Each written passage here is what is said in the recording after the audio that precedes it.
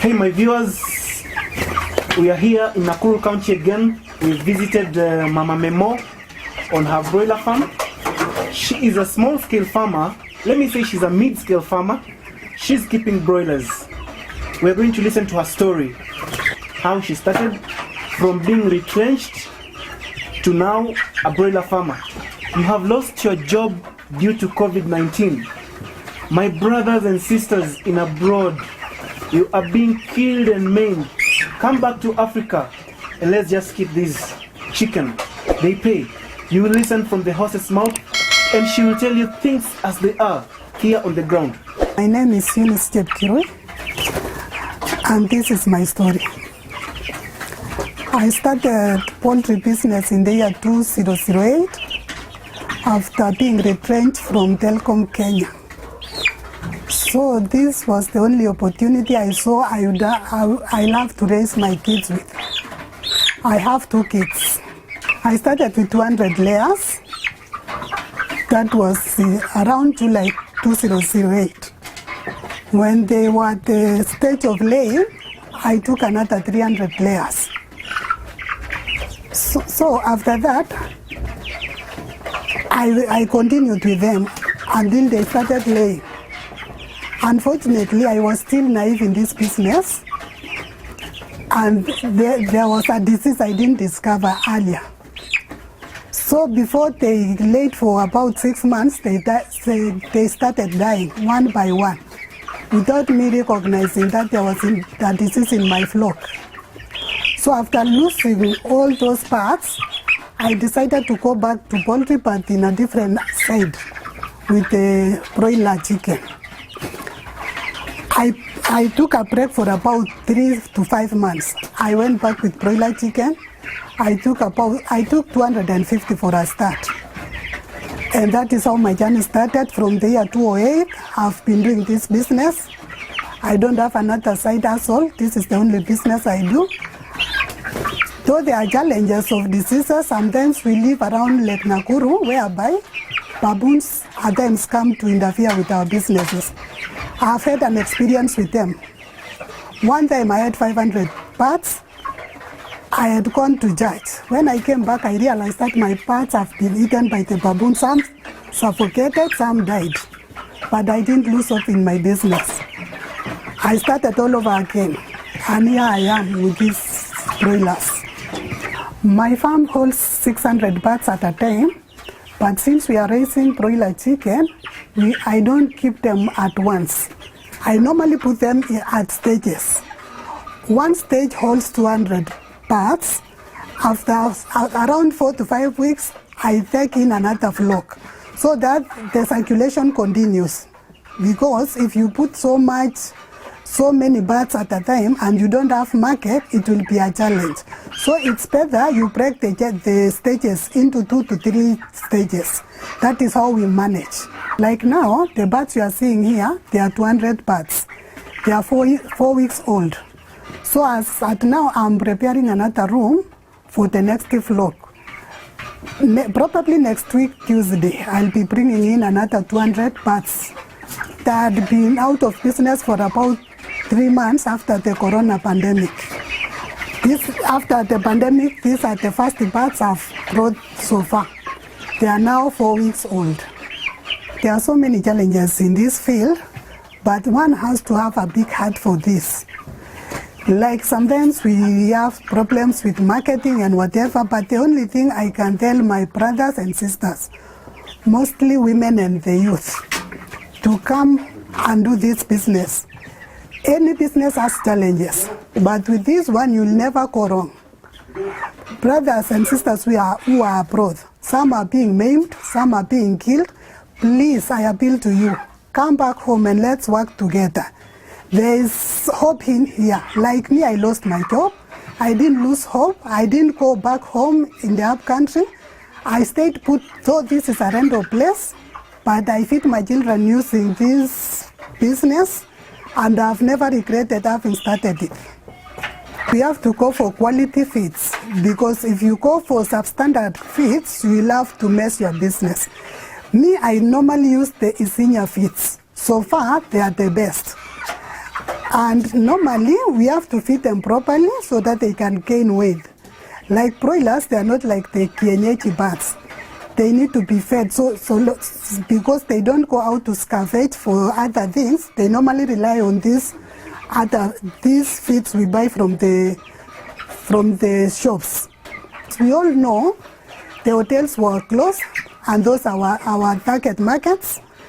So we had been down since March. We've been down, and right now so many people have not brought back the chicks because there is no market, no lack of funds. What I can appeal to the government to assist farmers like me with some capital, because most farmers closed down their businesses. Right now people are operating on credit because there is no money. If we can be assisted, I'm sure we can go far. So Mama Memo, we are here. We've heard your story, and I would like to give you some advice on how you can improve your farm. You talked about market as a major challenge, whereby sometimes you can't slaughter the birds, deliver them to the market, and then payment is delayed. Maybe the people in the hotel, they will cook your birds, they will sell, but they will take time to pay so that the money gets back to you. One of the major ways that you can use, you've said that you are relying on the government to build the cold rooms like it's doing for dairy farmers. You can also help yourself and get a small freezer so that when you slaughter your birds, you can keep them in the freezer, then you can sell them to the market. I know we're having the challenge whereby most consumers don't want chicken that have come from the freezer, but this freezer is just there as a support to you. Anybody viewing this video and you wish to support Mama Memo, you will buy her a freezer. That's the best support you can give it to her, and when she gets it, we shall let you know and we shall shoot it again and deliver it to her. So once you get a freezer again, you can preserve your chicken. I've also just looked at your litter. It's not very good, and this one will bring to you a disease called coccidiosis. Your litter is very wet, which is not correct, and the main reason why the litter is wet, it's because either your drinkers are leaking, but if they're not leaking, you see, when you're having the drinkers, you should lift them to be in line with the back line of the chicken, just like you've done to the feeders. You can see your feeders are suspended very well, but you can see your drinkers are down. So when the chicken drink, the water spills down. So when it spills, you can see around the drinker, it is very wet. Very wet. And you can see the poop of the chicken, it is chocolate. Chocolate is the initial stage of coccidiosis. Coccidiosis is the major problem we are having as farmers today. Okay? When the water spills, it creates a conducive environment for multiplication of coccidia, which is the major causative agent of coccidiosis.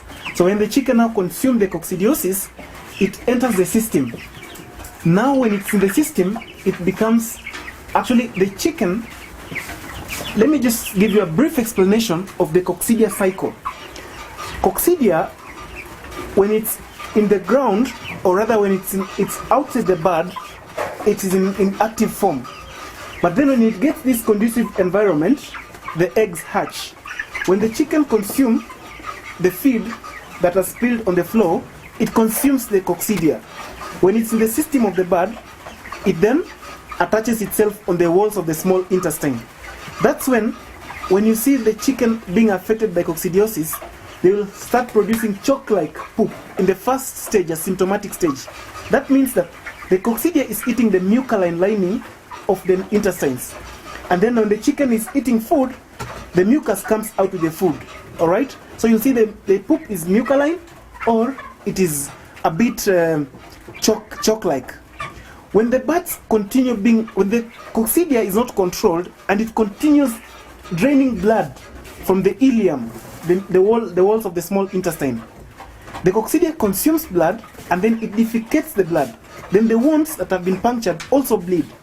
Then the coccidia goes to the next stage, whereby now the chicken consumes poop that is chocolate like this one, because blood has mixed with poop. Blood is red and the poop is brown. So it gives you a chocolate poop. As a farmer, it is very difficult for you to detect that is coccidia. At this stage now, the birds have dropped their appetite.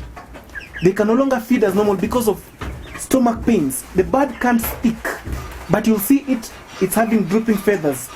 In Kiswahili, we say imevaa kabuti. So that's when you've been hit by coccidia. When it's an advanced stage, the bird can no longer feed. The coccidia will just consume the blood, and then the chicken will defecate that blood. That's when you get the blood itself. And at this stage, you likely lose your bird up to 80%. So you can only control that even without buying medication and digging into your profits by raising your drinkers so that the water doesn't spill to the ground.